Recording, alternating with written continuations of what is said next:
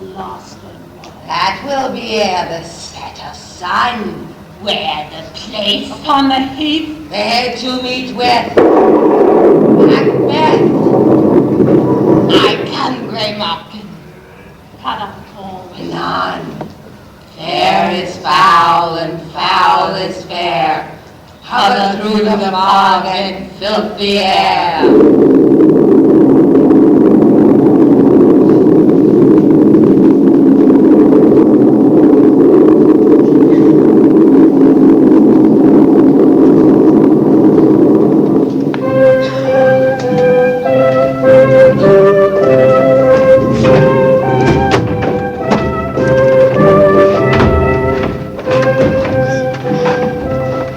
What bloody man is that? He can report of the revolt to his state. This is the sergeant who, like a good and hearty soldier, did fought against my captivity. Hail, brave friend. Say to the king the knowledge of the battle as thou didst leave it. Doubtful it stood, as two spent swimmers that do cling together and choke their art. The merciless MacDonald, worthy to be a rebel, for to that the multiplying villainies of nature do swarm upon him. From the western isles of kerns and gallaglasses is supplied, and fortune, on his damned quarrel smiling, showed like a rebel's whore.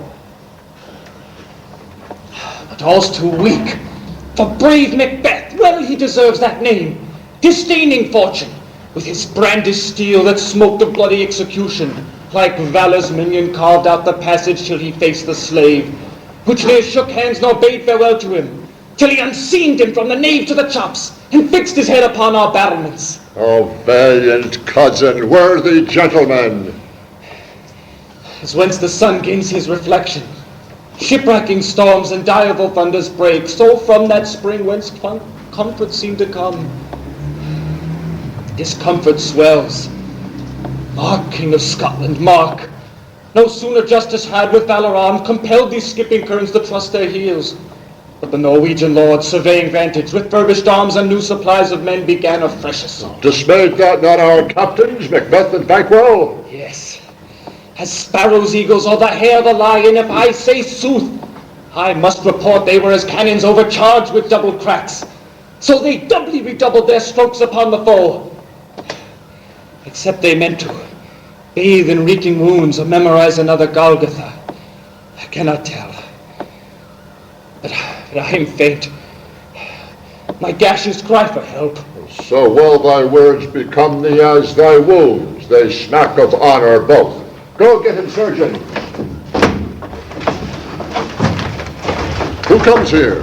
Worthy Thane of Ross. For the haste looks through his eyes, so should he look that seems to speak things strange. God save the king. Whence camest thou, worthy Thane? From Fife, great king, where Norwegian banners flout the sky and fan our people cold.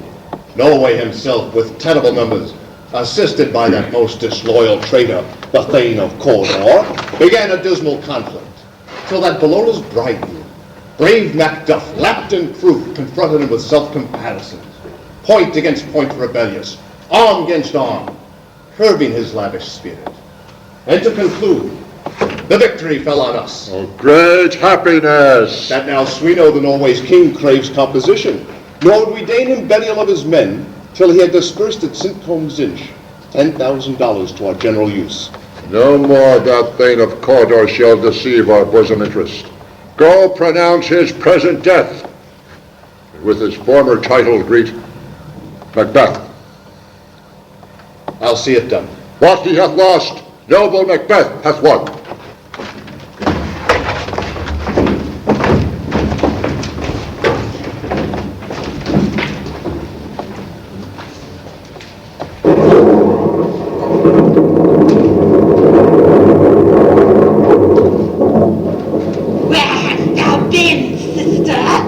killing swine. Sister, where thou? A sailor's wife had chestnuts in her lap, and munched and munched and munched. Give me, quoth I, affright thee which the rump that Runyon cried. Her husband's to Aleppo gone, master of the tiger. But in a sieve our thither sail, and like a rat without a tail. I'll do, and I'll do. I'll give you wine. That kind, and I another. I myself have all the other. And the very pots they blow, all the quarters that they know in the shipman's card. I'll drain him dry as hay. Sleep shall neither night nor day hang upon his penthouse lid. He shall live a man forbid. Weary 7 nights, 9 times 9. Shall he dwindle, peak and pine? Though his bark cannot be lost, yet it shall be tempest tossed. Look what I have. Show me, show me. Here I have a pilot's thumb. Wrapped his home when he did come. A drum, a drum. Macbeth doth come. The weird sisters hand in hand, hostess of the sea and land, thus to go about, thrice to thine, and thrice to mine, and thrice again to make up thine. Peace, the charms wound up.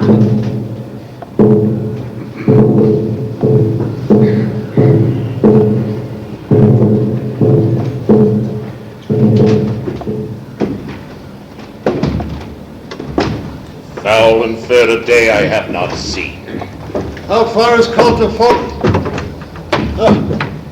What are these? So withered, so wild in their attire. Look not like inhabitants of the earth, and yet are on't. Live you! Or are you aught that man may question? Seem to understand me by each at once a choppy finger laying upon a skinny lips. You should be women, yet your beards forbid me to interpret that you are so. Speak if you can. What are you? All hail Macbeth! Hail to thee, Thane of Glamis! All hail Macbeth. Hail to thee, Thane of Cawdor. Hail Macbeth that shall be king hereafter! Good sir, why do you stop? Seem to fear things that do sound so fair. In the name of truth, are you fantastical or that indeed which outwardly you show? My noble partner, you beat with present grace, great prediction of noble having and of royal hope. He seems rapt with thought. To me you speak not. If you can look into the seeds of time and say which grain will grow and which will not, speak then to me, who neither beg nor fear your favor nor your hate. Hail! Hail! Hail! Better than Macbeth and greater. Not so happy, yet much happier. Thou shalt get kings, oh thou be none. So all hail Macbeth and Banquo. Banquo and Macbeth, all hail. Stay, you imperfect speakers. Tell me more. By my father's death, I know I'm Thane of Glamis, but how of Cawdor? The Thane of Cawdor lives, a prosperous gentleman. To be king stands not within the prospect of belief no more than to be Cawdor. Say from whence you owe this strange intelligence, and why upon this blasted heath you stop away with such prophetic greetings. Speak! I charge you! The earth hath bubbles as the water hath. These are up. Whither are they vanished? Into the air. What seemed corporal melted his breath in the wind. Would they had stayed? Were such things here as we do speak about, or have we eaten on the insane root that takes the reason prisoner? Your children shall be kings. You shall be king. Thane of Cawdor too, went it not so? The all same tune and word. Who said? The king hath happened to receive, Macbeth, the news of thy success. And when he reads thy personal venture in the rebels' fight, his wonders and his praises do contend, which should be thine or his. Silence with that. In viewing all the rest of the self-same day, he finds thee in the stout no way in ranks, nothing afeard of what thyself didst make. Strange images of death, as thick as tail came post with post, and every one did bear thy praises in his kingdom's great defense, and poured them down before him. We are sent to give thee from our royal master thanks, only to herald thee into his sight, not pay thee. And for Confessed and proved, have overthrown him. Thane of Cawdor. Greatest is behind. Do you not hope your children shall be kings, when those that gave the Thane of Cawdor to me promised no less to them? That trusted home might yet enkindle you unto the crown, besides the Thane of Cawdor. But 'tis strange. And oftentimes to win us to our harm, the instruments of darkness tell us truths, win us with honest trifles, to betray us in deepest consequence. Cousins, a word I pray you. Two truths are told, as happy prologues to the swelling act of this imperial theme. And thank you, gentlemen. Supernatural soliciting cannot be ill, cannot be good. If ill, why hath it given me an earnest of success, commencing in a truth I am the Thane of Cawdor. If good, why do I yield to that suggestion? This haunted image doth unfix my hair and make my heart seat against my ribs, against the use of nature. Present fears are less than future tremblings. My thought is murdered is yet but fantastical, shakes so my single state of man, that function is smothered in surmise, nothing is but what is not. Look how our partner's wrapped. Chance will have me king. Why, chance may crown me without my stir. New honors come upon him, like our strange garments cleave not their mold, but with the aid of use. From what come may, time and hour run through the roughest day. Worthy Macbeth, we stay upon your leisure. Forgive me, my worthy friends, my dull brain was wrought with things forgotten. Your pains are registered where every day we turn the leaf to read them. Let us toward the king. Think upon what hath chanced, and at a more time, the interim having waited, we will speak our free hearts each to the other. Very glad. Till then enough. Come, friends.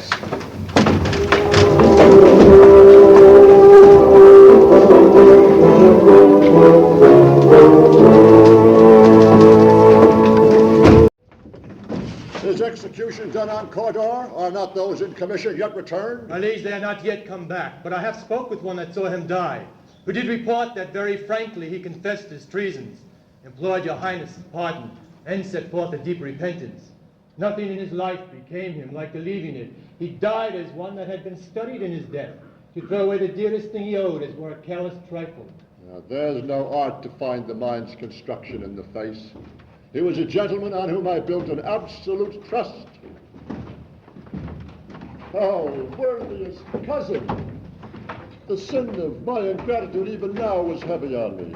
Thou art so far before that swiftest wing of recompense is slow to overtake thee. Would thou hadst less deserved, that the proportion both of thanks and payment might have been mine. Only I have left to say, more is thy due than more than all can pay. The service and the loyalty I owe in doing it pays for itself. Our duties are to your highness's throne, your state children, and your servants, who do everything but what they should say toward your love and honor. Welcome hither. I have begun to plant thee and will labor to make thee full of growing. Noble Banquo, thou hast no less deserved, nor must be known no less to have done so. Let me enfold thee and hold thee to my heart. There, if I grow, the harvest is your own. My plenteous joys, wanton in fullness, seek to hide themselves in drops of sorrow. Sons, kinsmen, thanes, and you whose places are the nearest, know we will establish our estate upon our eldest Malcolm, whom we name hereafter the Prince of Cumberland, which honor must not unaccompanied invest him only, but signs of nobleness like stars shall shine on all deservers. From hence to Inverness.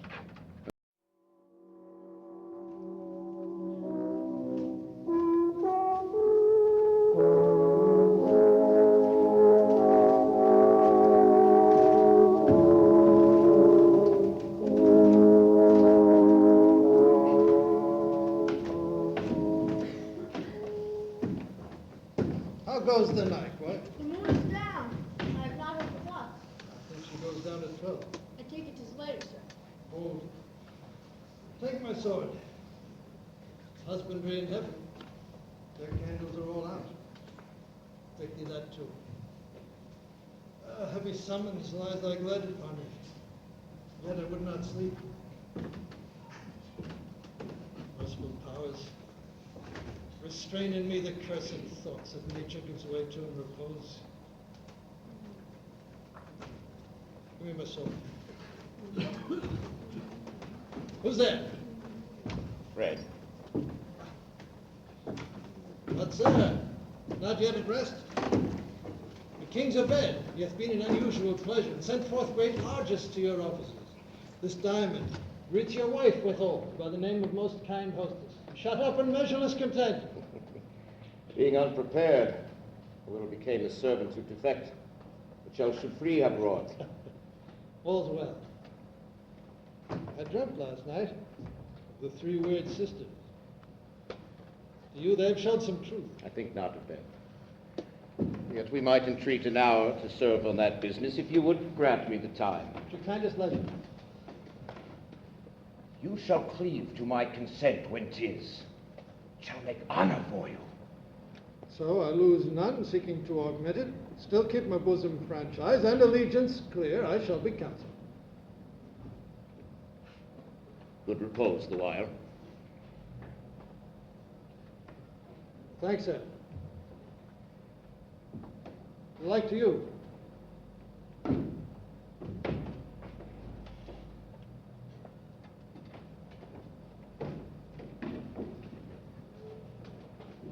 Go bid thy mistress, when my drink is ready, she strike upon the bell. Get thee to bed. This dagger I see before me, the handle toward my hand.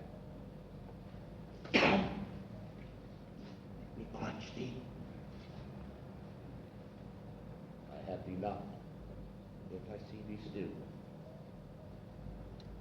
Art thou not fatal vision, sensible to feeling as to sight? Art thou a dagger of the mind, false creation proceeding from the heat oppressed brain?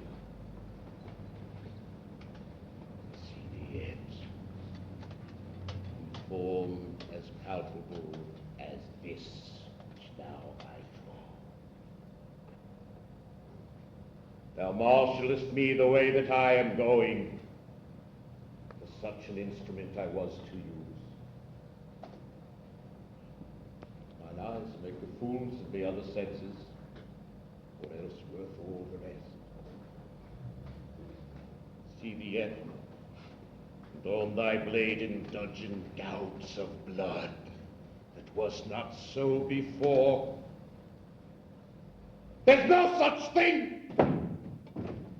It's this bloody business which informs thus through mine eyes. Now o'er the one-half world, nature seems dead. Wicked dreams abuse the curtain's sleep.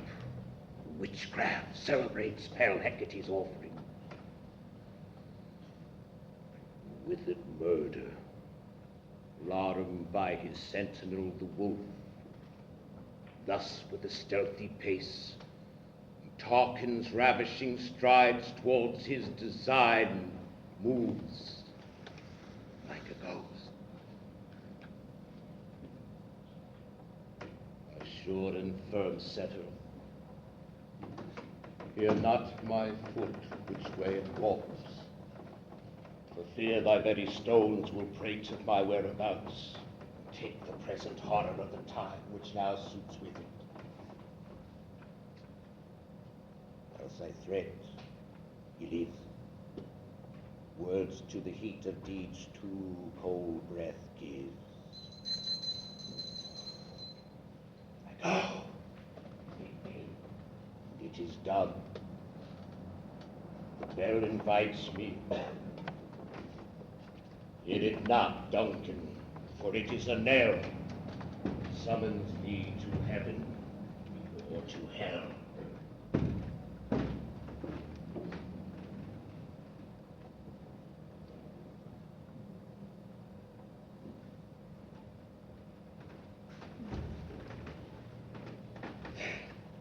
Which hath made them drunk, hath made me bold. What hath quenched them hath given me fire. Hark! Peace. It was the hall that shrieked. The fatal bellman which bids the sternest good night. He is about it. The doors are opened. The surfeited grooms do mock their charge with snores that death and nature do contend about them, whether they live or die. Who's there? Hark! I'm afraid they have awakened. 'Tis not done. The attempt and not the deed confounds us. Hark! I laid their daggers ready. He could not miss them. Had he not resembled my father as he slept, I had done it. My husband! Done the deed! Thou not hear the noise? I heard the owl scream and the cricket's cry. Did not you speak? When? Now. I descended. I. Who lies in that second chamber? Donald Bain. This is a sorry sight. A foolish thought to say a sorry sight. One did laugh in his sleep. One cried murder that they did wake each other. I stood and heard them. But they did say their prayers and address themselves again to sleep. Consider it not so deeply. One did say, God bless us, and amen the other, as they saw me standing there with these hangman's hands. I could not say amen when they did say, God bless us. Consider it not so deeply. Wherefore could I not pronounce amen? I am in most need of peace. Amen stuck in my throat. You must not think in these things, these ways, so it will make us mad. Thought I heard a voice cry, sleep no more. Macbeth doth murder sleep. Sleep, the innocent sleep, knits up the raveled sleeve of day. The death of each day's life, sore labor's back. Balm of hurt mind, great nature's second course, chief nourisher in life's feast. What do you mean? Still it cried, sleep no more. Glamis hath murdered sleep, and therefore Cawdor shall sleep no more. Macbeth shall sleep no more. Who was it that thus cried? Why, worthy Thane, you do unbend your noble strength to think so brain-sickly of things. Go, get some water and wash this filthy witness from your hand. Why did you bring these daggers from the place?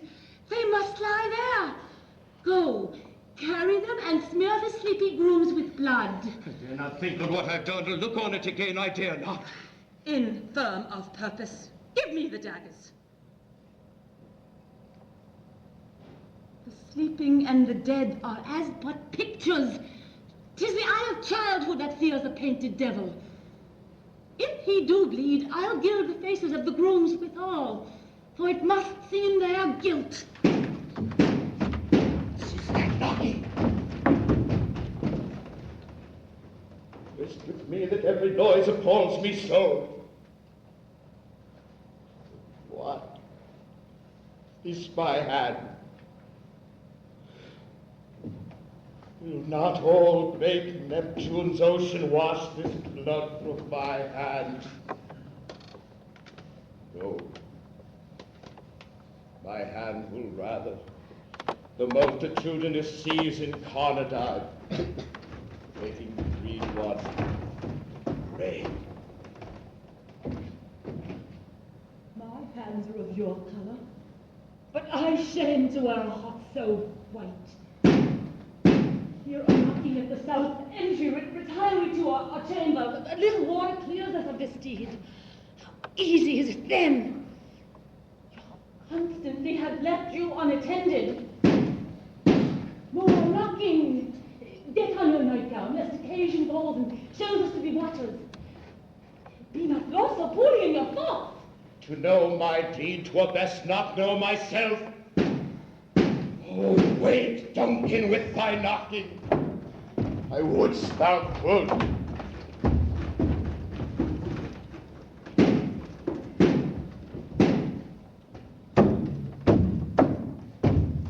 There's a knocking indeed.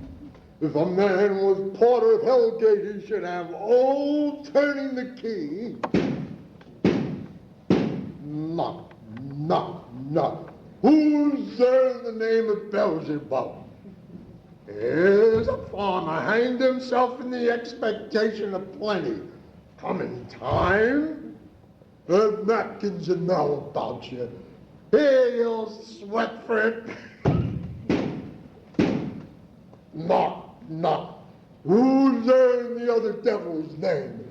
Faith, there's an equivocator who could swear in both the scales against either scale, who committed treason enough for God's sake, yet could not equivocate to heaven. Oh, come in, equivocator. Knock, knock, knock. Who's there? Faith, here's an English tailor come hither for stealing out of a French hose. Oh, come in, tailor. Here you may roast your goose. Knock, knock. Never required. What are you? But this place is too cold for hell. I'll devil porter it no more. I fought to let in some of all professions that go the primrose way to the everlasting bonfire. None, none.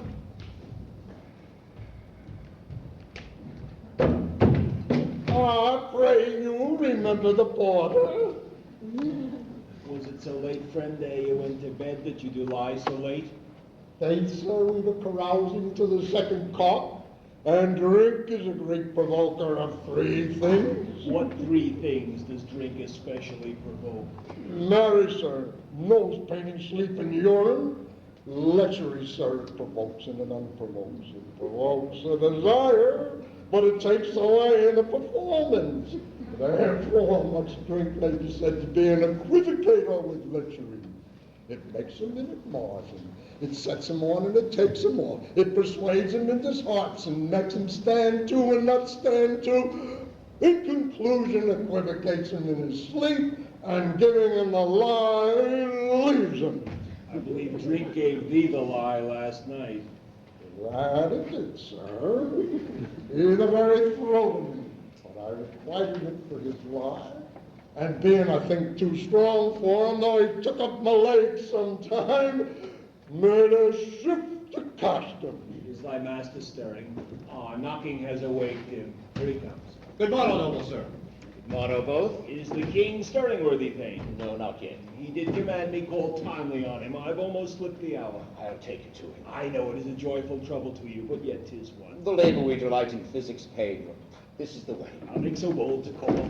'Tis my limited service. Goes the king hence today? Does, it's reported, sir. The night has been unruly. Where we lay, our chimneys were blown down. And as they say, lamentings heard in the air, strange screams of death, and prophesying, with accents terrible of dire combustion, and confused events new hatched to the woeful time. The obscure bird clamored the livelong night. Some say the earth was feverish and did shake. It was a rough night. My young remembrance cannot parallel a fellow to it. Tongue nor heart cannot conceive nor name. What's the matter? Confusion thou hast made his masterpiece. Most sacrilegious murder hath broke ope the Lord's anointed temple, and stole thence the life of the building. Did you say the life? Mean you, his majesty? Approach the chamber and destroy a sight with a new gorgon. Go and see. Do not bid me speak. See yourself. Awake! Awake! Ring the alarm bell. Murder and treason. Malcolm and Dalbane. Banquo, awake! Shake off that sleep death's counterfeit and look at death itself. Up, up and see the great doom's image. Malcolm, Dalbane, rise up as from your graves and walk like sprites to countenance this horror. Ring the bell!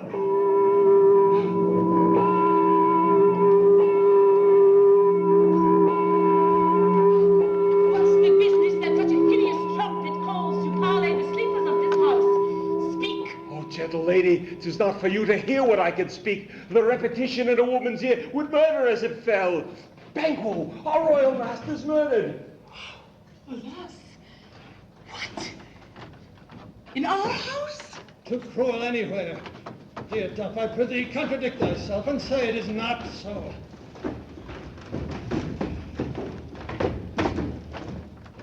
Had I but died an hour before this chance, I'd lived a blessed time. From this moment, there's nothing serious in mortality. Renown and grace is dead. The wine of life is drawn, and the mere leaves are left this vault to brag of. What is amiss? You all do not know it. The spring, the head, the fountain of your life is stopped. The very source of it is stopped. Your royal father's murdered. By whom? Those of his chamber, as it seemed, had done it. Their hands and faces were all badged with blood. So were their daggers, which unwiped we found upon their pillows. They stared and were distracted. And no man's life was to be trusted with them. Therefore I do repent me of my fury that I did kill them. Wherefore did you so? Who can be wise, amazed, temperate, and furious, loyal and neutral in a moment? No man. The expedition of my violent love outrun the pause of reason. Here lay Duncan, his silver skin laced with his golden blood, and his gash and stabs a breach in nature for my ruinous entrance. There, the murderers, steeped in the colors of their trade, their daggers unmannerly breached with gore. Who could refrain who had a heart to love, and in such heart courage to make love's known? Look to the lady. Why do we hold our tongues that most make friends argument for hours? What should be spoken here where our fate hidden in all our hole may rush and seize us? Let's away. Our tears are not yet through. There are strong sorrow upon the foot of motion. Look to the lady. And when we have our naked frailties hid that suffer in exposure, let us meet and question this most bloody piece of work to know it further. Fears and scruples shake us. In the great hand of God I stand, and thence against the undivulged pretense I fight of treasonous malice. So do I. And so all, let us briefly put on manly readiness. We'll meet in the hall together. What will you do? Let us not consort with them. To show an unfelt sorrow is an office which the false man does easy. Out to England. To Ireland, I. Our separated fortunes shall keep us both the safer. Where we are, there's daggers and many smiles. The nearer blood, the nearer blood. Murderous shaft, that shot had not yet lighted. And our safest way is to avoid the aim. Therefore, to horse, and let us not be dainty of leave-taking, but shift away. There's wanted in the theft that steals itself, and there's no mercy left.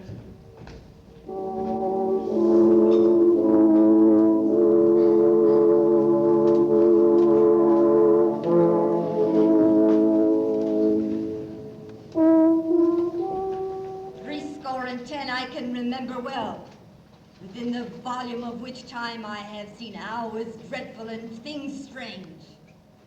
But this sore night hath trifled former knowings. Ah, good mother, thou seest the heavens as troubled with man's act threatens his bloody stage. By the clock 'tis day, yet dark night strangles the traveling lamp. 'Tis a night's predominance or the day's shame. That darkness is the face of earth and tomb when living light should kiss it. 'Tis unnatural, even like the deed that's done. On Tuesday last, a falcon towering in her pride of place was by a mousing owl hawked at and killed.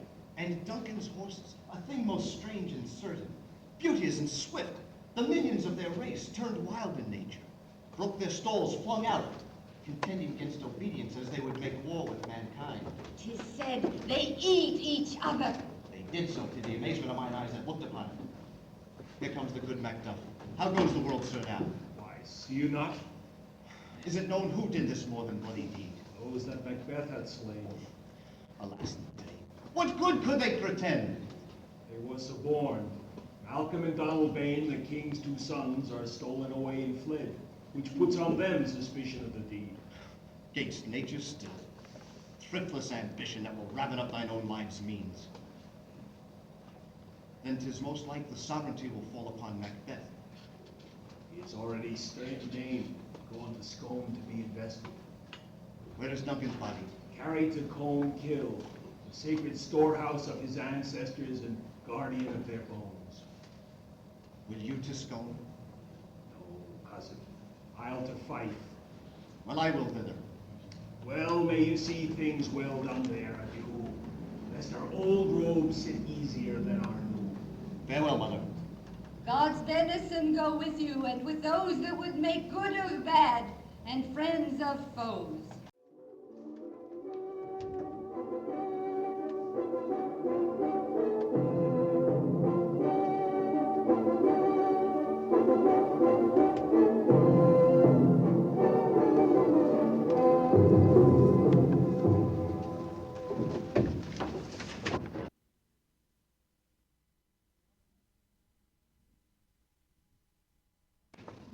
Thou hast it now. King, Corder, Glamis, all, as the weird women promised. I fear thou playedst most foully for it. Yet it was said it should not stand in thy posterity, but that myself should be the root and father of many kings. If there come truth from them, as upon thee, Macbeth, their speeches shine. Why, then, by the verities on thee made good, may they not be my oracles as well? Set me up in order. But hush, no more. Here's our chief guest. If he had been forgotten, it had been as a gap in our great feast, and all thing unbecoming. Tonight we hold a solemn supper, sir. Require your presence. Let your highness command upon me, to the which my duties are with a most indissoluble tie forever knit. Ride you this afternoon. I may go wrong. Is it far you ride? As far as will take up the time twixt this and supper. Go not my horse, the better I must become a borrower of the night for a dark hour or two. We had need of your good advice in today's council. I've been both brave and prosperous, but of that tomorrow. As far you ride. As far as will take up the time twixt this and supper. Fail not our feast. My lady, I will not. We hear our bloody cousins bestowed in England and Ireland, not confessing their cruel parricide, but filling their hearers with strange inventions. Of that tomorrow. Hire to horse. Goes Leonce with you. Aye, my good lord. Our time does call upon us. So I do commend you to your horses' backs and wish them swift and sure of farewell.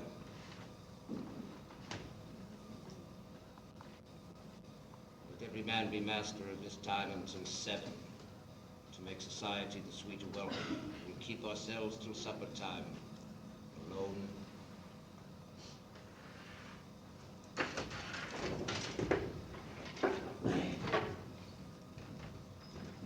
Send those men our pleasure. They are, my lord, without the palace gate. Bring them before us.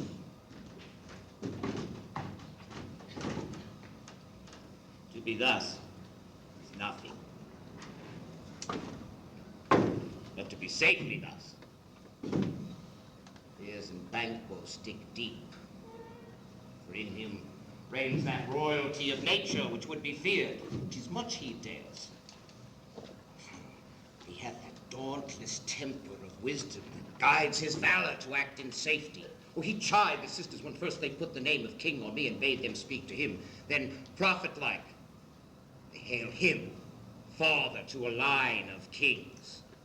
Upon my head they put a fruitless crown, placed a barren scepter in my hand, thence to be wrenched with unlineal force. No son of mine succeeding? It be so. For Banquo's issue have I filed my mind.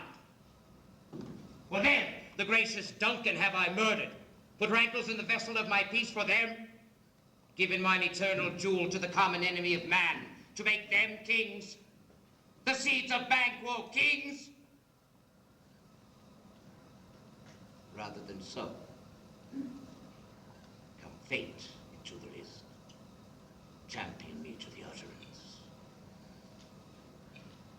Who's there? Go to the door and wait till I call.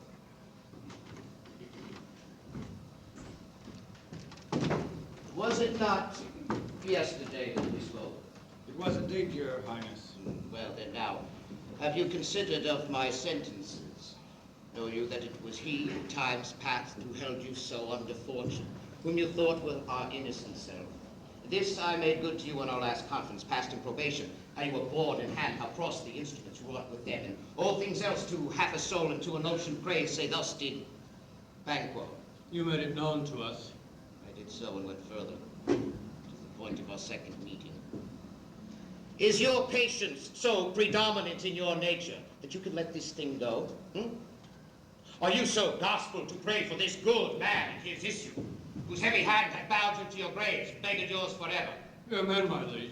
I am one, my liege, whom the vile blows and buffets of the world have so incensed I am reckless what I do to spite the world. And I another, so weary with disaster, tugged with fortune, that I would set my life on any chance to mend it or to be rid on it.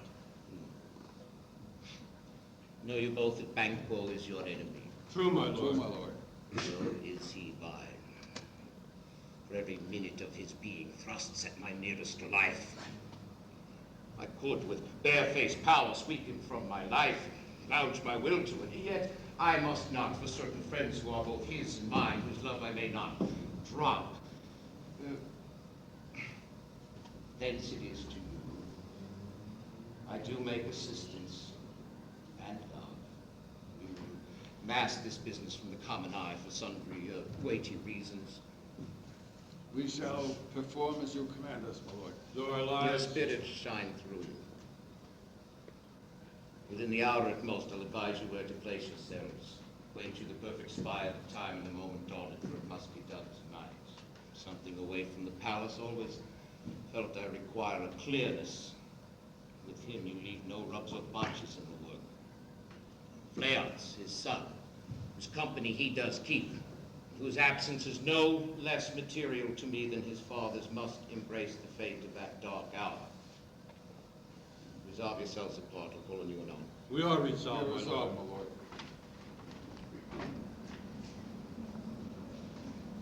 I'll call upon you straight away. Bide within.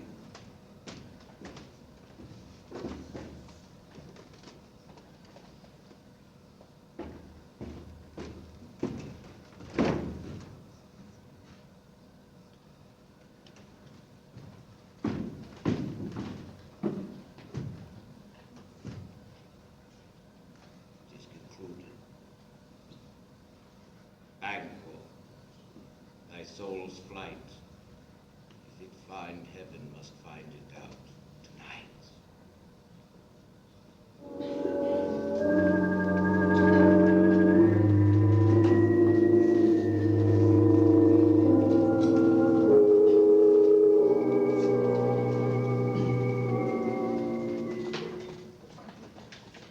Banquo gone from court. Aye, madam, but returns again tonight. Say to the king I would attend his leisure for a few words. Madam, I will.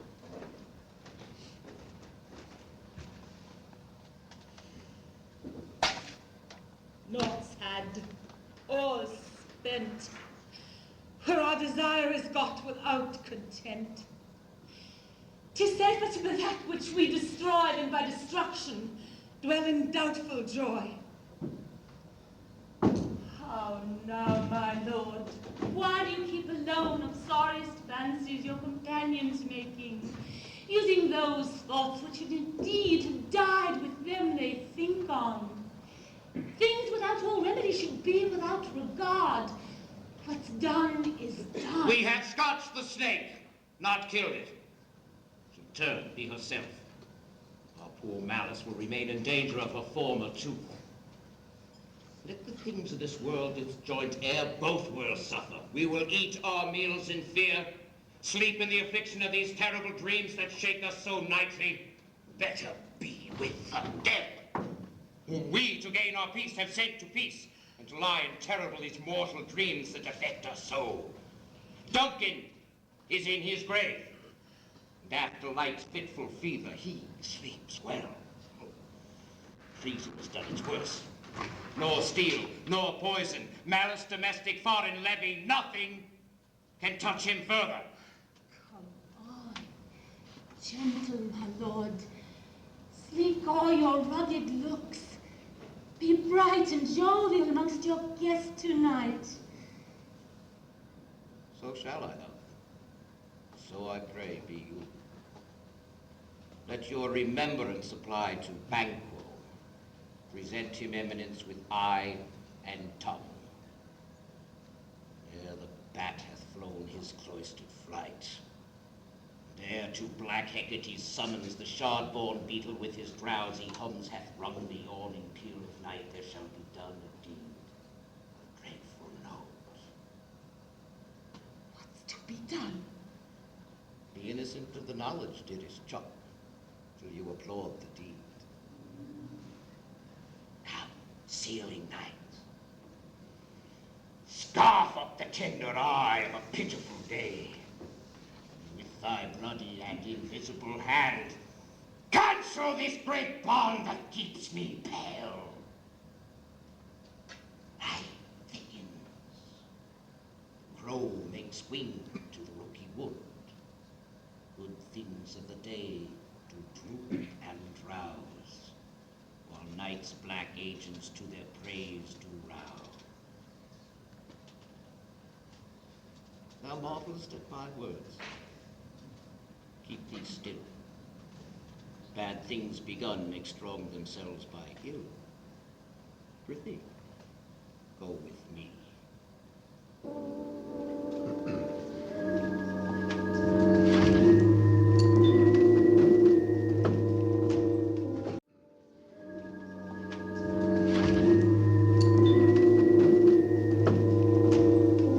But who did bid thee join with us? Macbeth.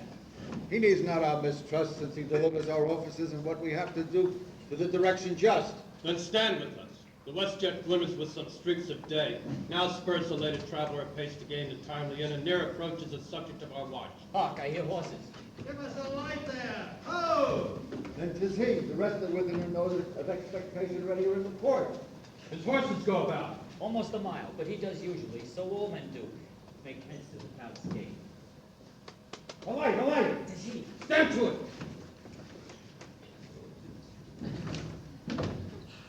Will be rain tonight. Let it come down! Ah! Ah! My clearance! Ah, my men! Ah! That's not the way. Let's look down. It's on the way. Oh, let's have my affair! Well, let's wait and see how much is done.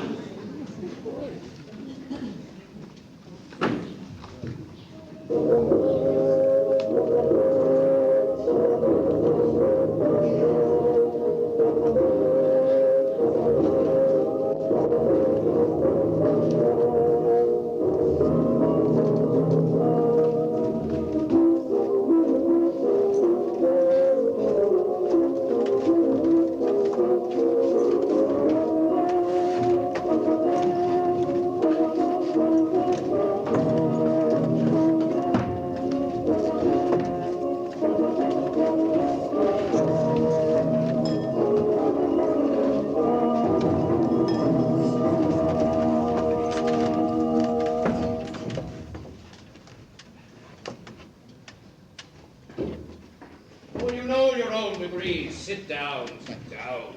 First and last, a hearty welcome. Thanks to your master. Thanks, dear. Thanks. Ourself will mingle with society and play the humble host. Our hostess keeps a state which in present time will require her welcome. Pronounce it for me, sir, to all our friends. For my heart speaks, they are welcome. See, they encounter thee with both their hearts. Both sides are even. Here I'll sit in the midst. None will drink. Be large in mirth. Drink and measure the table round.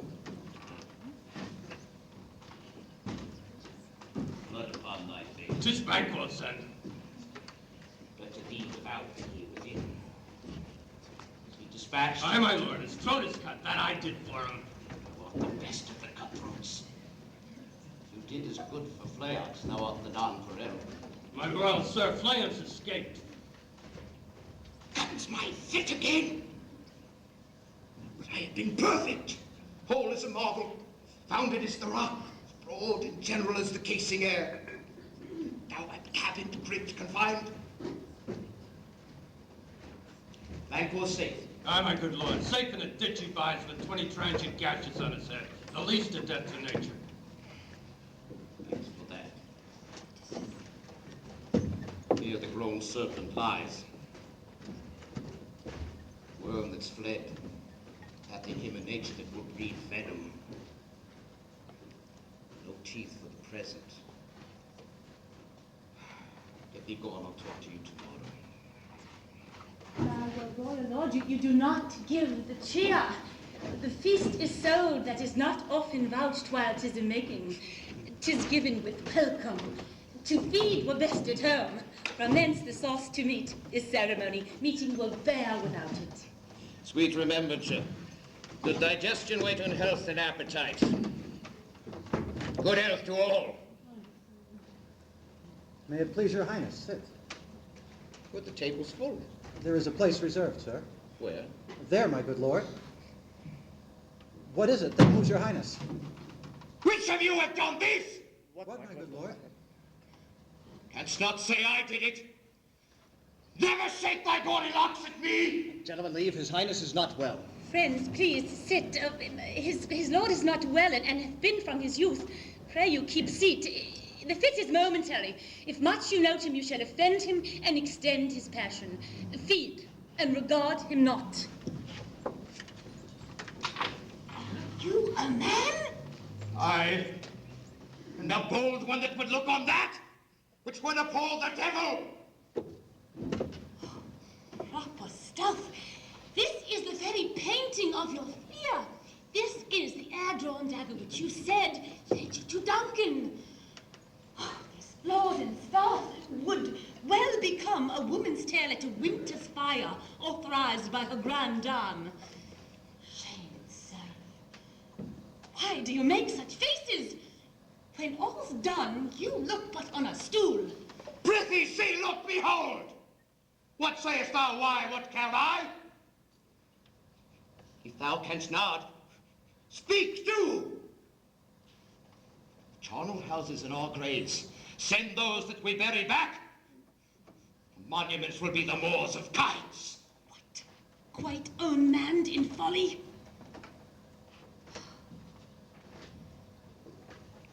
If I stand here, I saw him!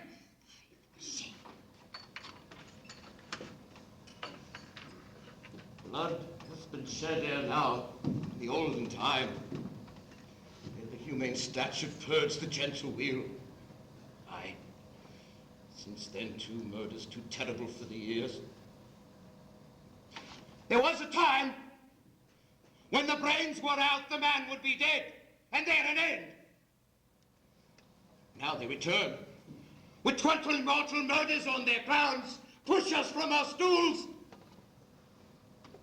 This is more strange than such a murder is. Worthy lord, your noble friends do lack you. I do forget. Do not muse at me, my worthy friends. This is but an infliction which is nothing to those who know me. Come, come. Love and health to all. Give me some wine. They'll fall. I drink to the general joy of the whole table, and to our dear friend Banquo, were he present. To all in him we thirst, and all to all. Avaunt! Quit my sight! Thou hast no marrow in thy bones. Your blood is cold. I've no speculation in those eyes that thou dost glare with. Think of this, good friends, as but a thing of custom. 'Tis no other, only it spoils the pleasure of the time. What man dare? I dare! Approach me like a rugged Russian bear, the armed rhinoceros, a Hyrcan tiger. Fear shall never tremble my sword, or be alive again. Tempt me to a desert, and then, if I inhabit trembling, protest me the baby of a girl. Hence out of a shadow, unreal mockery aids.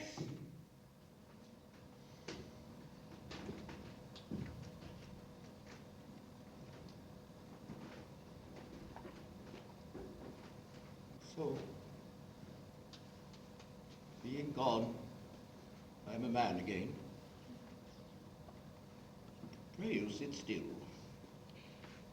You have displaced the mirth, broke the good meeting with most admired disorder. Such things be. They come upon us like a summer cloud without our special wonder. You make me strange, even to the disposition that I owe, that you can look upon such sights and keep that natural ruby on your cheeks when mine is blanched with fear. What sights, my lord? Pray you keep still.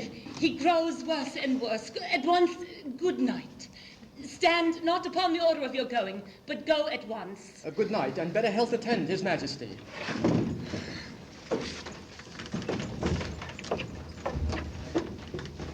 A kind good night to all.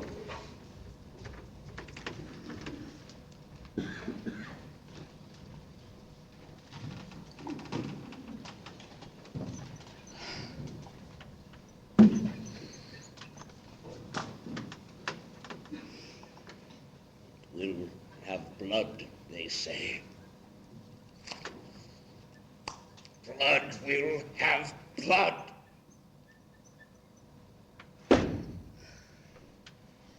Stones have been known to move, trees to speak.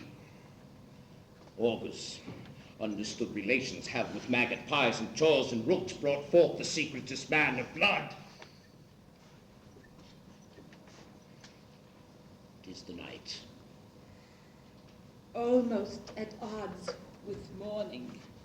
Which is which? How sayest you, Macduff denies his bidding Did and you presence? send to him, sir? I hear it, by the way. But I will send. Not to one of them, but in his house I keep a servant feed. Tomorrow I will, and betimes I will, to the weird sisters. Much should they speak, but I am bent to know by worse means the worst. For my own good all causes will give way. I am in blood, steeped in so far that I should not wave. Returning were as tedious as go o'er. Strange things I have in head. A will to hand must be acted. They may be scanned. You lack the season of all good natures. Sleep. Come, will to sleep. Strange abuse is the initiate of fear, makes want hard use. We are yet but young indeed.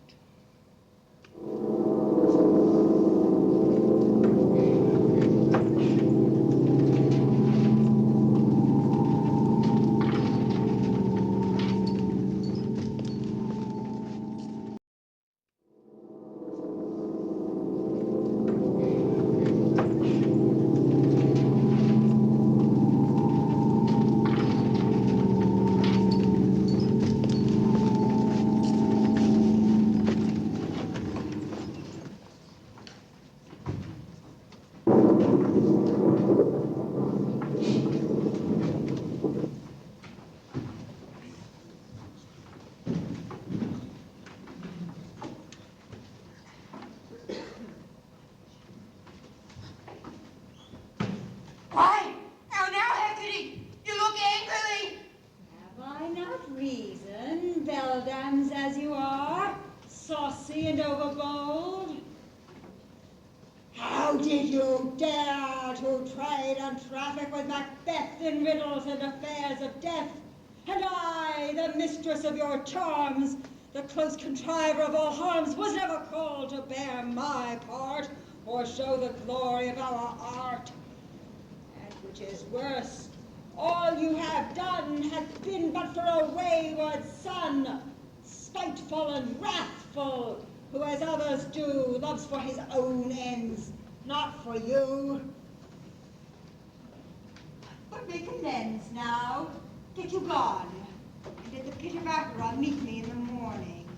Thither he will come to know his destiny. Your vessels and your spells provide, your charms and everything beside. I'm for the air. This night I'll spend unto a dismal and a fatal end. Great business must be wrought ere noon. Upon the corner of the moon there hangs a vaporous drop profound. I'll catch it ere it come to ground, and that, distilled by magic sleights, shall raise such artificial sprites as by the strength of their illusion shall draw him on to his confusion. He shall spurn fate, scorn death, and bear his hopes above wisdom, grace, and fear. And you all know security is mortal's chiefest enemy. Hark! I am called. My little spirit, see, sits in a foggy cloud and stays for me.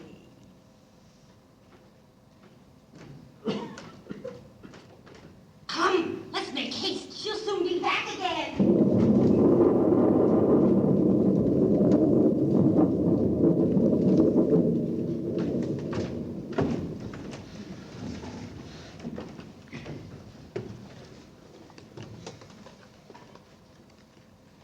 My former speeches have but hit your thoughts, which can interpret further. Only I say, things have been strangely born. The gracious Duncan was pitied of Macbeth. Marry, he was dead. And the right valiant Banquo walked too late, whom you may say, if it please you, Fleance killed, for Fleance fled. Men must not walk too late. Who cannot want the thought how monstrous it was for Malcolm and for Donalbain to kill their gracious father? Damn it, fact, how it did grieve Macbeth. Did he not straight, in pious rage, the two delinquents tear, that were the slaves of drink and thralls of sleep? Was not that nobly done? Aye, and wisely too, for 'twould have angered any heart alive to hear the men deny it. So that I say, he has borne all things well. And I do think that, had he Duncan's sons under his key, as and please heaven he shall not, they should find what 'twere to kill a father. So should Fleance. But peace, for from broad words, and 'cause he failed his presence at the tyrant's feast, I hear Macduff lives in disgrace. Sir, can you tell where he bestows himself? The son of Duncan, from whom this tyrant holds the due of birth, lives in the English court, and is received of the most pious Edward, with such grace, that the malevolence of fortune nothing takes from his high respect. Thither Macduff is gone, to pray the holy king upon his aid, to wake Northumberland and warlike Sealand, that by the help of these, with him above to ratify the work, we may again give to our tables meat, sleep to our nights, free from our feasts and banquets bloody knives, do faithful homage and receive free honors, all which we pine for now. And this report has so exasperated the king that he prepares for some attempt of war. Sent he to Macduff? He did, and with an absolute sir, not I, the cloudy messenger turns me his back and hums, as who should say, you'll rue the time that clouds me with this answer. And thou well might advise him to a caution to hold what distance his wisdom can provide. Some holy angel, fly to the court of England and unfold his message ere he come, that a swift blessing may soon return to this our suffering country, under our hand accursed. I'll take your message with me.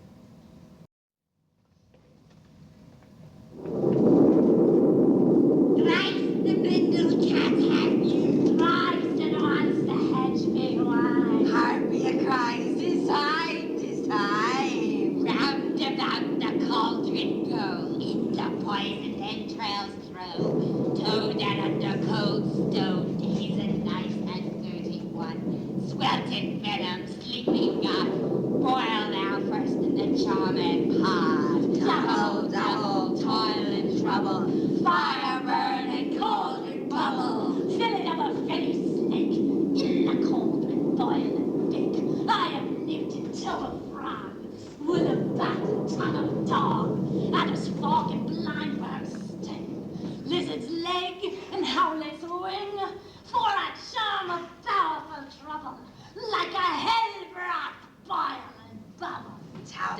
Double toil and trouble, fire burn and cauldron bubble, scale of dragon, tooth of wolf, witch's mummy, maw and gulp of the raven's salt sea shark, root of hemlock digged in the dark, liver of blaspheming Jew, gall of goat and slips of you, slivered in the moon's eclipse, finger of birth strangled babe, dish delivered by a dray, nose of Turk and Tartar's lips, take add thereto a Titus chardron for the ingredients of our cauldron. Double toil and trouble, fire burn and cauldron bubble. Cool it with a baboon's blood, and the charm is firm and good. Oh, well done. I commend your pains, and everyone shall share in the games. And now about the cauldron sing, like elves and fairies in a ring, enchanting all that you put in. By the pricking of my thumbs, something wicked this way comes. Open locks to heaven. Now, all you secret black and midnight hags. What is to do? Plead without a name. I count you by that which you profess, however you come to know it. Answer me. Though you untie the winds and let them fight against the churches, though the yeasty waves confound and swallow navigation up, though castles on their waters' heads do topple, do the monuments slope to their foundations, nature's treasure of domain tumble all together even till destruction sicken. Answer me to that which I ask you. Speak, demand. Will answer. Say if that's rather hear it from our mouths or from our masters. Call him! Let me see him. Pour in Sal's blood that had eaten her nine pharaoh. Grease that sweated from the murderous gibbet. Throw into the flame. Come high or low, thyself and office deftly show.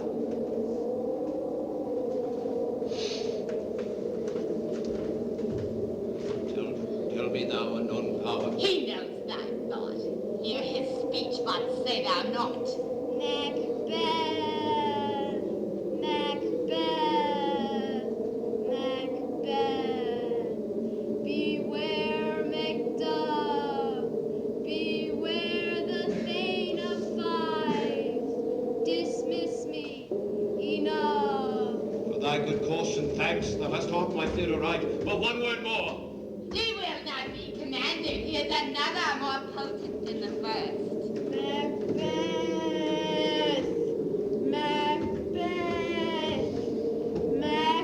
Had I 3 years, I'd hear thee. Be bloody, bold, and resolute. Laugh to scorn the power of man, for none of one born shall harm. Then live, Macduff. What need I fear of thee? And yet, I'll make assurance double sure, I'll take a bond with fate. Thou shalt not live! And tell pale-hearted fear, sleep in spite of thunder! Is this? Rides is like the issue of a king.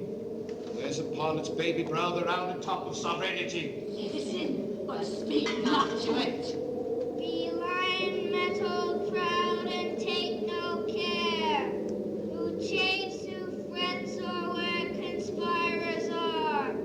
Macbeth shall never vanquished be, until great Burnham wood to high Dunstan Hill shall come against him.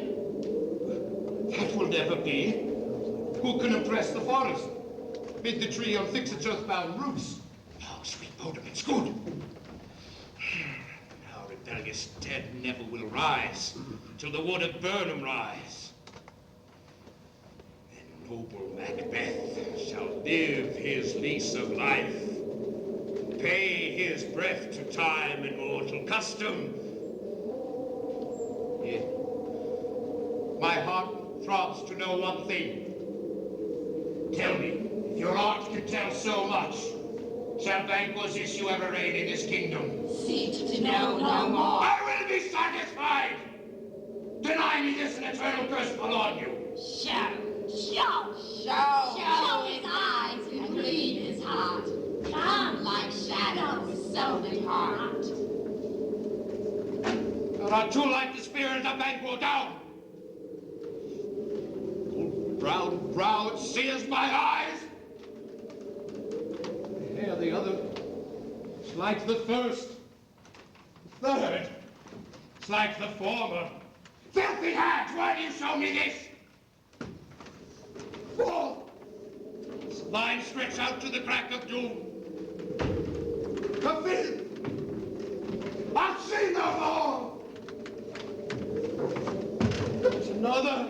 in ink, holds a glass, shows me many more. Some like the twofold ball and treble scepter carry.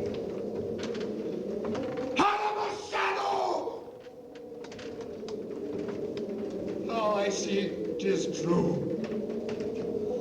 For the blood-bulgent Banquo smiles at me and points to them for him. What? Is this so? Aye, sir, all this is so. But why stands Macbeth thus amazedly? Come, sisters, cheer we up his sprites and show the best of our delights. I'll charm the air to give a sound while you perform your antic round. That this great king may kindly say our duties to his welcome pay.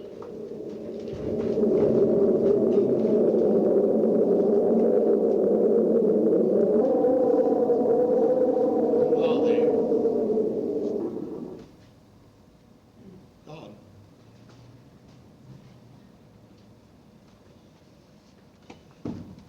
At this pernicious hour, stand I accursed in the calendar.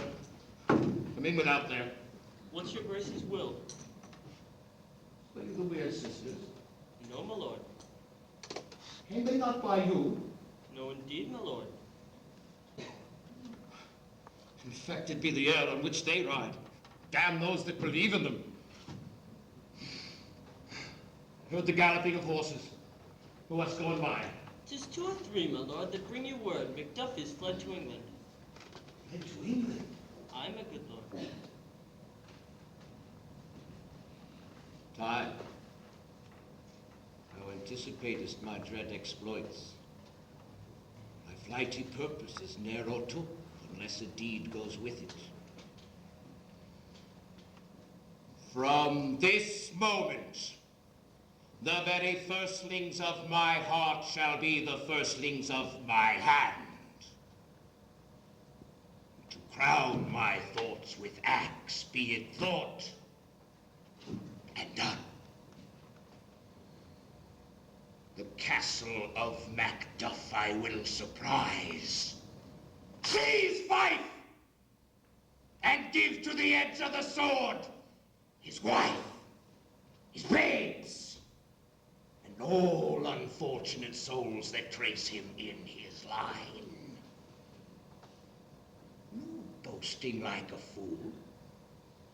This deed I'll do before my purpose cool. But no more sight! Where are these men? Bring me to them!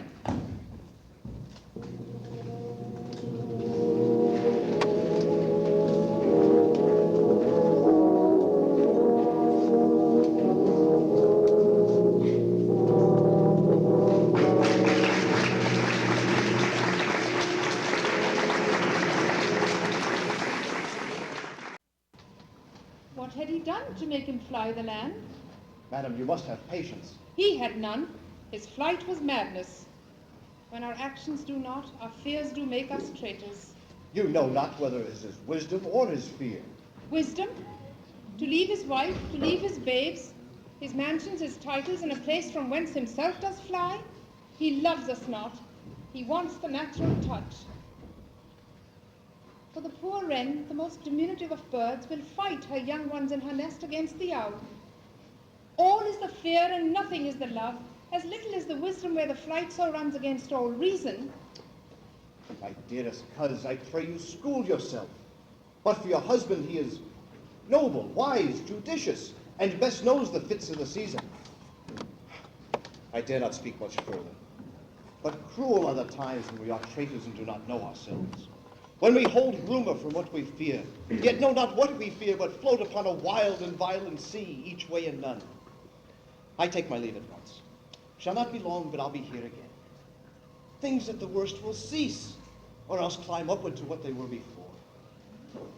My pretty cousin, blessing on you. Fathered he is, and yet he's fatherless. I'm so much a fool. Should I stay longer to be my disgrace and your discomfort? I take my leave at once.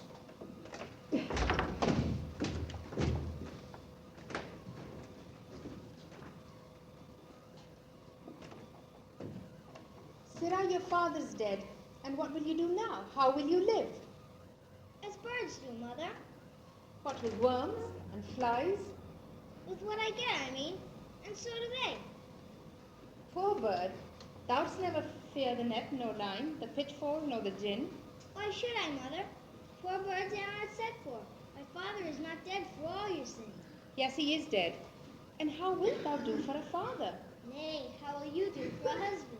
Why, I can buy me 20 at any market. Then you'll buy him to sell again. Thou speakest with all thy wit, and yet in faith with wit enough for thee. Was my father a traitor, Mother? Aye, that he was. What is a traitor? One that swears and lies. And be all traitors that do so? Everyone that does so is a traitor, and must be hanged. Must they all be hanged that swear and lie? Everyone. Who must hang them? Why, the honest men. Then the lies and swears are fools. For there are lies and swears enough to beat the honest men, and hang up them. Now God help thee, poor monkey. But how wilt thou do for a father? If he were dead, you'd weep for him. If you would not, it were good sign that I should quickly have a new father. Poor prattler, how thou talkest. Bless you, fair dame, I am not to you known, though in your state of honor I am perfect. I doubt some danger does approach you nearly, if you take a homely man's advice, and be not found here. Hence with your little ones. To fright you thus, methinks I am too savage. To do worse to you were fell cruelty, which is too nigh your person. Heaven preserve you, I dare abide no longer.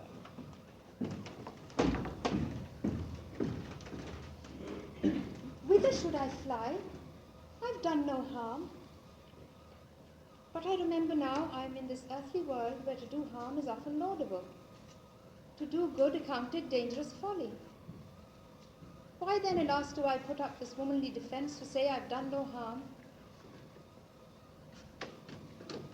What are these faces? Where's your husband? I hope in no place so unsanctified that such as thou mayest find him. He's a traitor. Thou liest, thou shaggy villain! What, you ain't young crying treachery?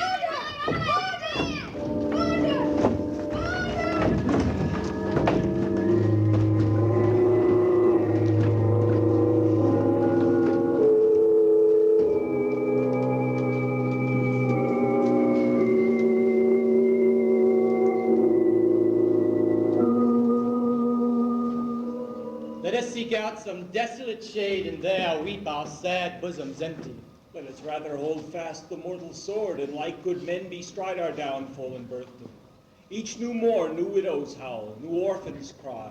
New sorrows strike heaven on the face that it resounds, as if it felt with Scotland, and yelled out like syllable of dole. What I believe are well, what no believe. And what I can redress, as I shall find the time to friend, I will. What you have spoke, it may be so perchance. This tyrant whose sole name blisters our tongues was once thought honest. You have loved him well. He hath not touched you yet.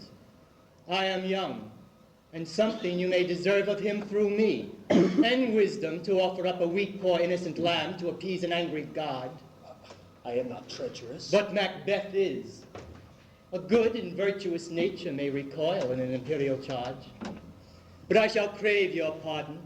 That which you are, my thoughts cannot transpose. Angels are bright, still though the brightest fell. Though all things foul would wear the brows of grace, yet grace must still look so. I have lost my hopes. Perchance, even there where I did find my doubts. Why in that rawness left you wife and child? Those precious motives, those strong knots of love without leave-taking. I pray you, let not my jealousies be your dishonors, but mine own safeties. You may be rightly just, whatever I shall think. Bleed, poor country. Great tyranny, lay thou thy bases sure, for goodness dare not check thee. Wear thou thy wrongs, the title is afeard. Fare thee well, Lord. I would not be the villain that thou thinkest for the whole space that's in the tyrant's grasp, and the rich east to boot. Be not offended. I speak not as an absolute fear of you. I think our country sinks beneath the yoke. It weeps, it bleeds, and each new day a gash is added to our wounds. I think withal there would be arms uplifted in my right, and here from gracious England am I offer of goodly thousands. But for all of this, when I shall tread upon the tyrant's head, or wear it on my sword, yet my poor country shall have more vices than it had before, more suffer and more sundry ways, and ever by him that shall succeed. Who should he be? It is myself I mean, in whom I know all the particulars of vice so grafted, that when they shall be opened, black Macbeth will seem as pure as snow, and the poor state esteem him a lamb, being compared with my confiner's harms. Now, not in the legions of horrid hell can come a devil more damned than evils to top Macbeth. I grant him bloody, luxurious, avaricious, false, deceitful, sudden, malicious, smacking of every sin that has a name. But there's no bottom, none in my voluptuousness. Your wives, your daughters, your maidens, and your maids could not fill up the cistern of my lust. And my desire, all continent impediments would all bear that did oppose my will. Better Macbeth than such a one to reign. Boundless intemperance in nature is a tyranny. It hath been the emptying of the happy throne and the fall of many kings. But fear not yet to take unto you what is yours. You may convey your pleasures in a spacious plenty, and yet appear cold. The times you may so hoodwink. We have willing dames enough. There cannot be that vulture in you to devour so many as will to greatness dedicate themselves, finding it so inclined. With this there grows in my most ill-composed affection such a staunchless avarice that, were I king, I should cut off the nobles for their lands, desire his jewels, and this other's house, and my more having would be as a sauce, to make me hunger more, that I should forge quarrels unjust against the good and loyal, destroying them for wealth. This avarice sticks deeper. It grows with more pernicious root than summer seeming lust, and hath been the sword of our slain kings. But do not fear. Scotland has foisons of your mere own to fill up your will. All these are portable with other graces way. But I have none. The king becoming graces, as justice, verity, temperance, stableness, bounty, perseverance, mercy, lowliness, devotion, patience, courage, fortitude. I have no relish of them, but abound in the division of each several crime, acting in many ways. Nay, had I power, I should pour the sweet milk of concord into hell, uproar the universal peace, confound all unity on earth. Oh, Scotland. If such a one be fit to govern, speak. I am as I have spoken. Fit to govern? No, not fit to live. Oh, nation miserable, when shalt thou return to thy wholesome days again, when the truest issue of thy throne by his own interdiction stands accursed and does blaspheme his breed? Thy royal father was a most sated king. The queen that bore thee offered her upon her knees, then on her feet, died every day she lived. Oh, fare thee well. These curses that thou repeatest upon thyself hath banished me from Scotland. Oh, my breast, my hope ends here. Macbeth, this noble passion, child of integrity, hath from my soul wiped the black scruples, reconciled my thoughts to thy good truth and honor. Devilish Macbeth by many of these trains has sought to win me into his power, and modest wisdom plucks me from over credulous taste. But God above deal between thee and me, for even now I put myself to thy direction, and unspeak mine own detraction. Here, abjure the taints and blames I laid upon myself, what strangers to my nature. I am yet unknown to women. Never was forsworn. Scarcely have coveted what was mine own. At no time broke my faith.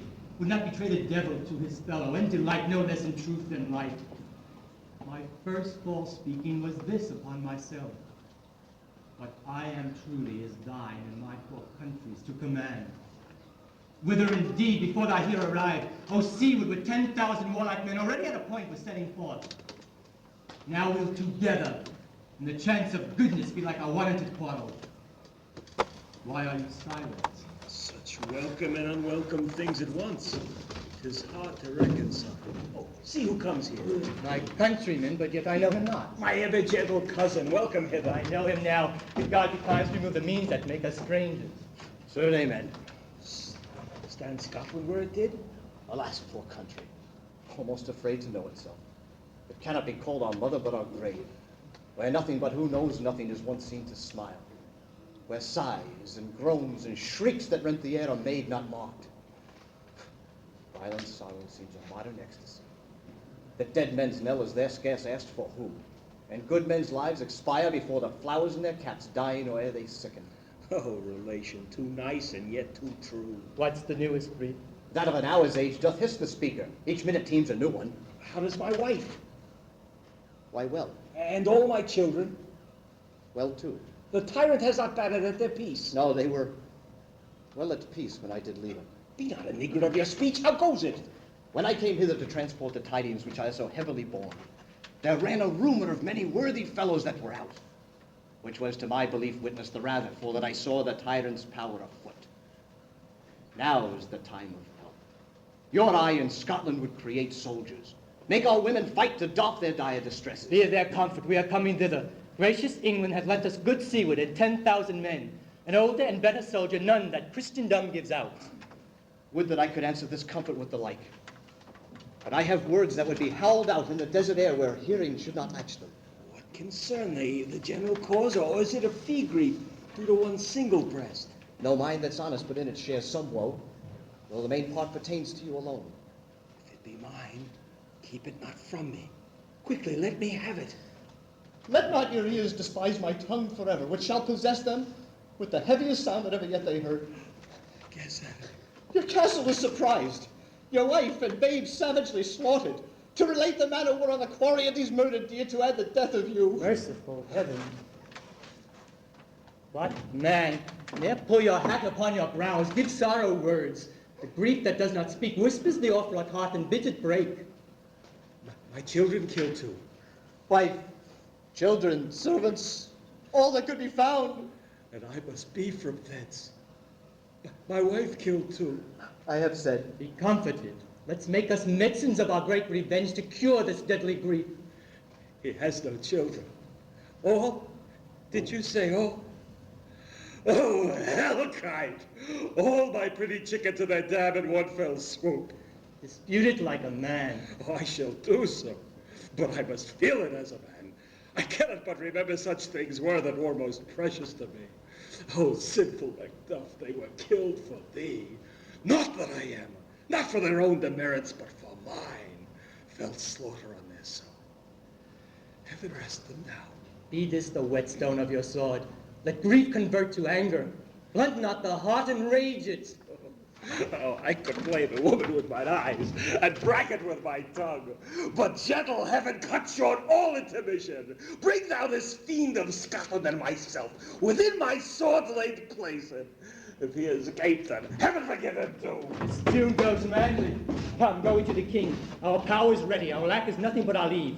Macbeth is ripe for shaking, and the powers above put on their instruments. Receive what cheer you may. The night is long that never finds the day.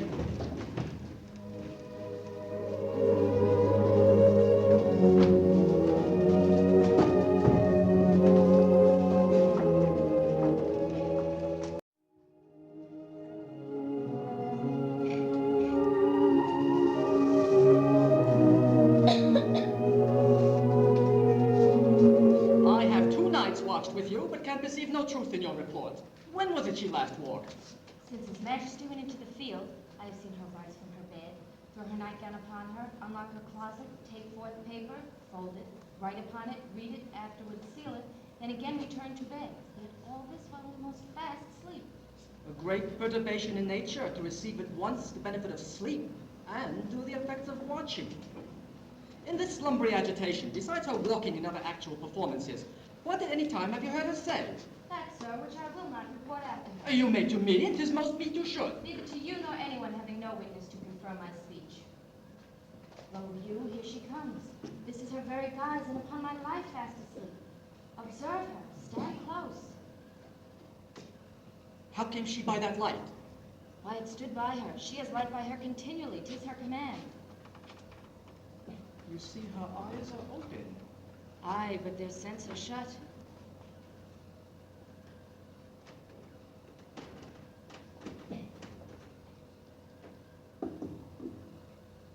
What is it she does now? Look how she rubs her hands. It is an accustomed action with her to seem thus washing her hands. I have known her continue in this a quarter of an hour. Yet, here's the spot. How she speaks. I will set down what comes from her to satisfy my remembrance the more strongly. Oh, damn spot! And I say, 1, 2. I think it's time to do it. Hell is murky. Fie, my lord, fie. A soldier unafeared. What need we fear? Who knows it when none can call our power to account? Yet, who would have thought the old man to have had so much blood in him? Do you mark that? The Thane of Five had a wife. Where is she now? What? Will these hands now be clean? No more of that, my lord. No more of that tomorrow with this starting. Go to. You have known what you should not. She has spoke what she should not. I am sure of that. Heaven knows what she has known. Yet, here's the smell of the blood still. All the perfumes of Arabia will not sweeten these little hands. What a sigh is there. The heart is sorely charged. I would not have such a heart in my bosom for the dignity of the whole body. Well. Pray God it be so.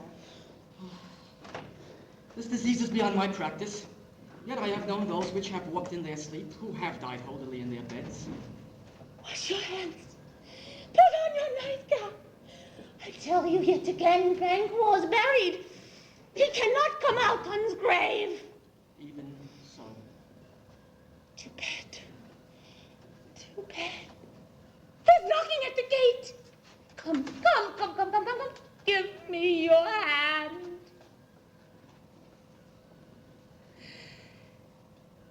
What's done cannot be undone. To bed. To bed. To bed. To bed. To bed. Will she go to bed? Directly. Foul whisperings are abroad. Unnatural deeds do breed unnatural troubles. Infected minds to their deaf pillows will discharge their secrets. More needs she the divine than physician. God forgive us all. Look after her. Remove from her the means of all annoyance, and still keep eyes upon her. So good night. My mind she has made it, and amazed my sight. I think, but dare not speak. Good night, good doctor.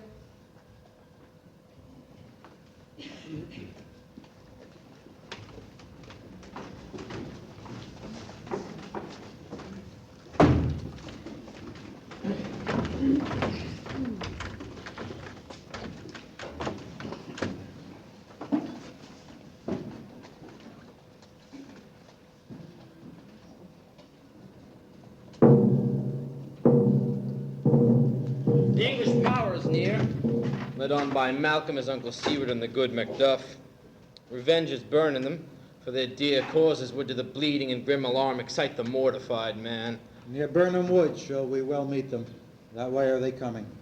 Who knows if Donalbain be with his brother? For certain, sir, he is not. I have a file of all the gentry. There is Seward's son, and many unrough youths that even now protest their first of manhood. What does the tyrant? Great Dunsinane he strongly fortifies. Some say he's mad. Others who lesser hate him do call it valiant fury. But for certain, he cannot buckle his distempered cause within the belt of rule. Now does he feel his secret murders sticking on his hands. Now minutely revolts upbraid his faith breach. Those he commands move only in command, nothing in love. Now does he feel his title hang loose about him, like a giant's robe upon a dwarfish thief. Who then shall blame his pestered senses to recoil and start, when all that is within him does condemn itself for being there? Well, march we on, to give obedience where 'tis truly owed. Meet we the medicine of the sickly weal, and with him pour we in our country's purge each drop of us. Or, so much as it needs, to do the sovereign flower and drown the weeds. Make we our march to Burnham.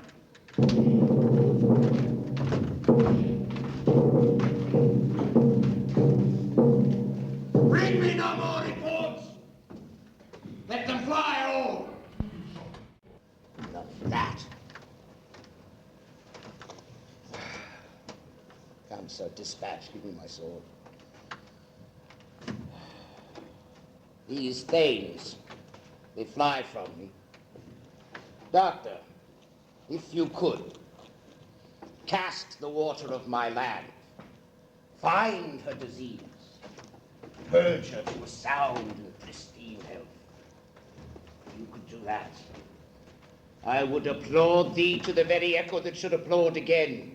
Oh, come on, pull it off, I say. What rhubarb, senna, purgative drug will scour these English heads? Hearest thou of them? Aye, my good lord. Your royal preparation makes us hear something. Bring it after me. Shall not fear death nor bane, till Burnham Wood come to Dunsinane. Were I from Dunsinane away and clear, profit again should hardly draw me here.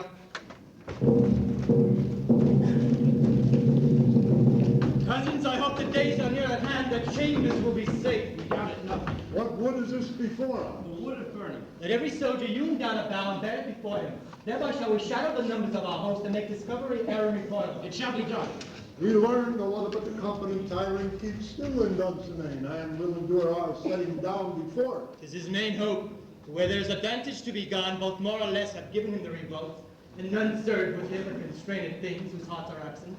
Let our just censures attend the true event, and take we on industrious soldiers. The time approaches, my son, that will with due decision make us know what we shall say we have and what we ought. Thoughts speculative, their unsure hopes relate. For certain issues, votes must arbitrate, toward which advance the war.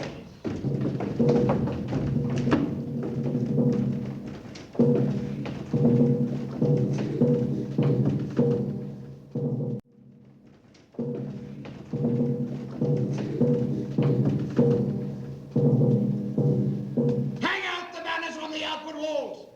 Still the cry is, take up.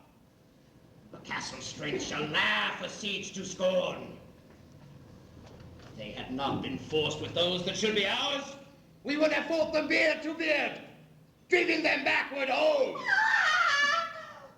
What's that noise? Is the cry of women, my good lord?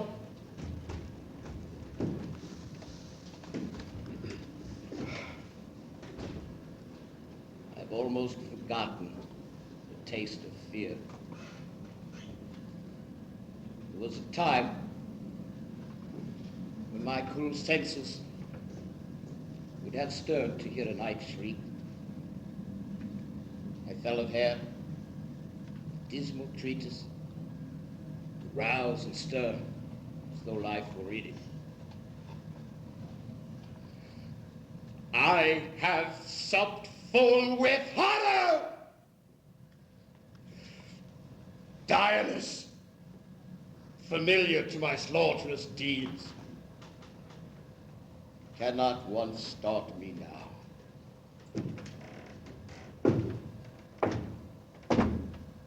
Wherefore was that cry? The queen, my lord, is dead.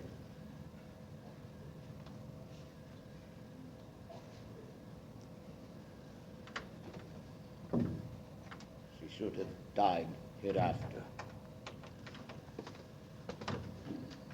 There would have been a time for such a word. Tomorrow, and tomorrow, and tomorrow. Creeps in this petty pace from day to the last syllable of recorded time. And all our yesterdays have lighted fools the way to dusty death. Out, brief candle. Life's but a walking shadow. A poor player who struts and frets his hour upon the stage, that is heard no more. It is a tale told by an idiot, full of sound and fury, signifying nothing.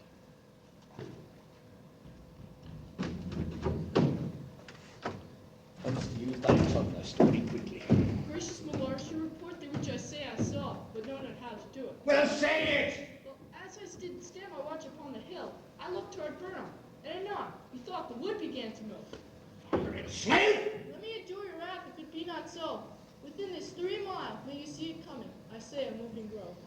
If thou speaks false, upon the next tree you will hang alive till famine cling thee. Thou speaks true. I care not you do as much for me. Pull in resolution. Begin to doubt the equivocation of the fiend. Fear not till Burnham would come to Dunsinane, and now a would come to Dunsinane. Arm! Arm and out! If that which she avouches appears, it's no flying hence, tarrying here. Begin to be weary. The sun. Upon us, what else remains to do according to our order? Fare you well. Do we but find the tyrant's power tonight? Let us be beaten if we cannot fight. Let our trumpets speak, give them breath, those clamorous homages of blood and death.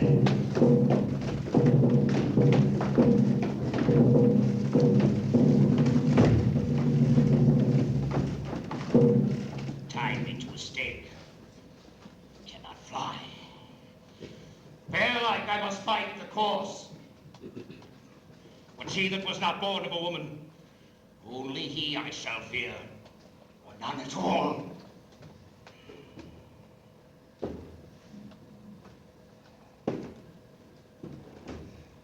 What is thy name? I'll be afeard to hear it. No, though thou call'st thyself a name hotter than any is in hell. My name's Macbeth. The devil himself could not pronounce a name more hateful to mine ear. No, nor more fearful. Thou liest, horrid tyrant! With my sword I'll prove the lie thou speaks!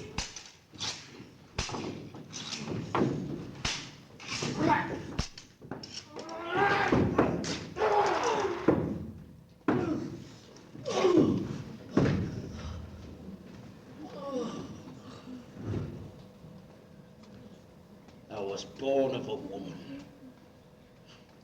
Swords I laugh at, weapons I scorn, brandished by one of a woman born.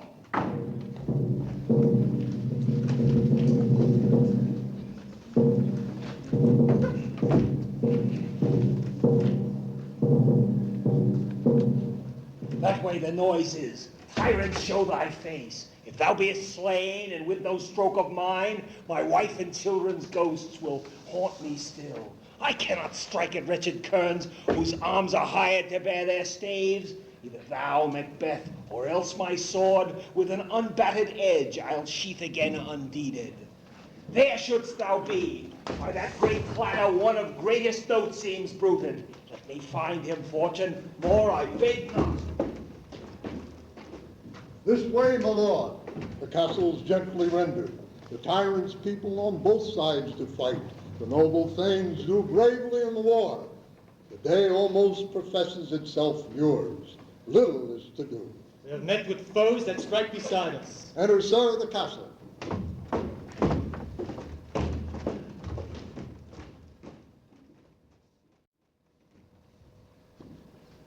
Why should I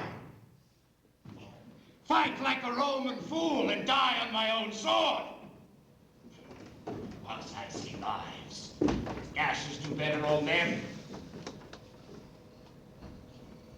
Turn, hellhound, turn! Of all men else I have avoided thee. Get thee back. My soul is too stained with blood of thine already. I have no words. My voice is in my sword. Thou bloodier villain than terms can give thee out. Thou losest labor! Just as thou mayest thee entrench it there, with thine keen sword impressed to make me bleed.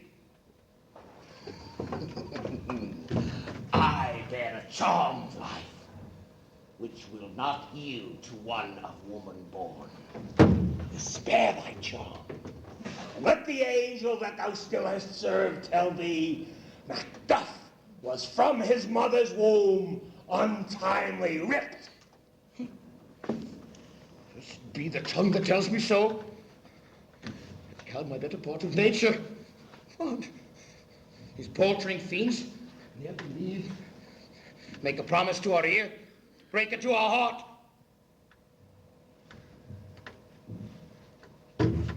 I'll not fight thee. Then yield, coward. Live to be the show and gaze of a time. We'll have thee as our rarer monsters are, painted on a pole, and under it, here mayest thou see the tyrant. I will not yield to kiss the ground at young Malcolm's feet, or to be baited with a rebel's curse.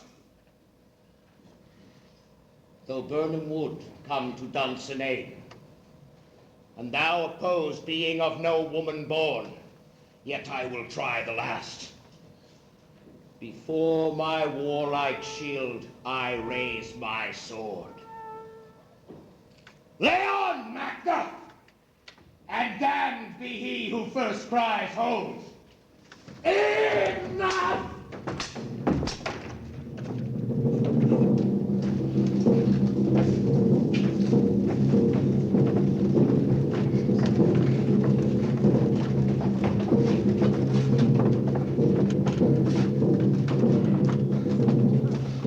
I wish the friends we miss were safe arrived. Some must go off, but by these I see, so great a day as this is cheaply bought. Macduff is missing, and your noble son. Your son, my lord, has paid a soldier's debt. He only lived but till he was a man, the which no sooner had his prowess confirmed in the unshrinking station where he fought, but like a man he died. Then he is dead. Aye, and carried off the field. Your cause of sorrow must not be measured by his worth, for then it hath no end. Had he his hurts before? Aye, on the front. Then God soldier be he. Had I as many sons as I have hairs, I would not wish them to a fairer death. And so his knell is known. He's worth more sorrow than that I'll spend for him. He's worth no more. They say he parted well and paid his score. Here comes newer comfort. Hail, King, for so thou art. Behold where stands the usurpers of person. The time is free. I see thee compassed with thy nation's pearl. who speak my salutation with their mind, whose voices now I desire aloud would bind. Hail, King of Scotland! Hail, King of Scotland! We shall not spend a large expense of time before we reckon with your several love to make us even with you. My thanes and kinsmen, henceforth the earls, the first that ever Scotland in such an honor named. What's more to do, which will be planted newly with the time, as calling home our exiled friends abroad that fled the snares of watchful tyranny, producing forth the cruel ministers of this dead butcher and his fiend-like queen, who has distorted by self and violent hands to go her life. This, and what needful else that calls upon us, by the grace of grace, we will perform in measured time and place. So thanks to all at once, and to each one whom we invite to see us crown that stone.